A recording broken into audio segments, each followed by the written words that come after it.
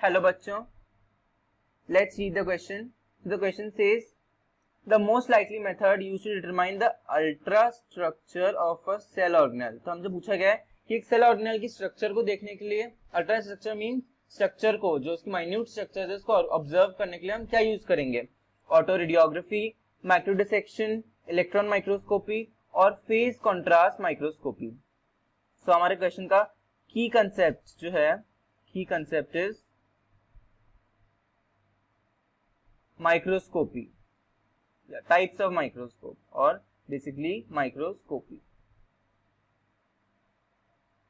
सो microscopy समझने के लिए हमें पता है कि सेल ऑर्गेनेल को हम देखते हैं इलेक्ट्रॉन माइक्रोस्कोप से. सेल ऑर्गेनेल्स को हम देखते हैं by electron microscope. Cell organelles observe by electron microscope. Electron microscope जो होता है वो बेस्ट डिवाइस है. इससे हम सेल की कोई भी स्ट्रक्चरल डिटेल्स को इजीली ऑब्जर्व कर सकते हैं. इसकी रिजोल्यूशन पावर जो होती है, रिजोल्यूशन पावर कितनी होती है? Power is 1000 times of light microscope. जो हम अपनी लेबोरेटरीज में लाइट माइक्रोस्कोप यूज करते हैं उससे 1000 टाइम्स ज्यादा रेजोल्यूशन पावर होती है इलेक्ट्रॉन माइक्रोस्कोप, क्योंकि 1000 टाइम्स मोर रेजोल्यूशन पावर. और ये रेजोल्यूशन पावर इतनी हाई की होती है क्योंकि इसमें लाइट सोर्स क्या होता है इलेक्ट्रॉन माइक्रोस्कोप में? लाइट सोर्स क्या होता है हमारा? लाइट सोर्स जो होता है इलेक्ट्रॉन माइक्रोस्कोप में, light source is electron beam. जो इलेक्ट्रॉन की बीम होती है दैट इज लाइट सोर्स. वो एक्ट करता है as a light source. Electron की बीम कैसे एक्ट करती है? As a light source.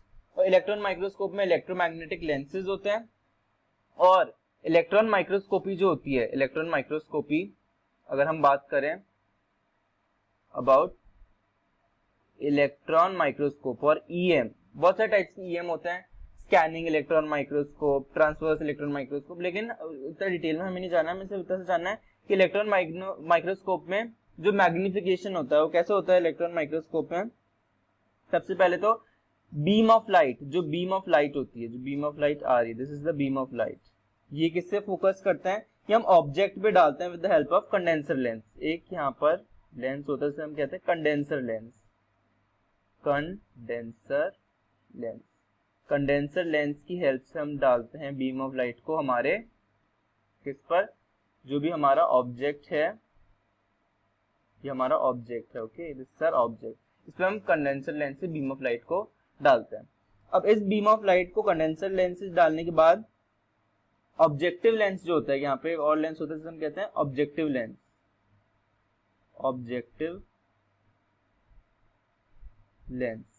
Objective lens से करता है हमारी इमेज को मैग्नीफाई कर देता है. मैग्नीफाई. फिर एक और बार इमेज मैग्नीफाई होती है.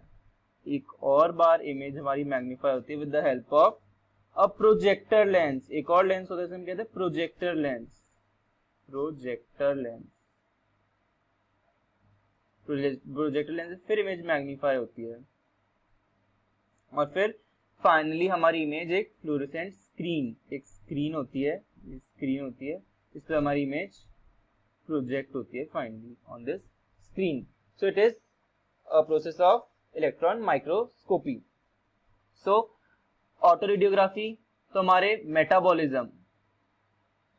मेटाबॉलिज्म को ऑब्जर्व करते हैं. ये जो रेडियो एक्टिव आइसोटोप्स होते हैं उनको डिटेक्ट करते हैं. तो कोई भी प्लांट या एनिमल की मेटाबॉलिज्म में को डिटेक्ट करने की हेल्प में आती है.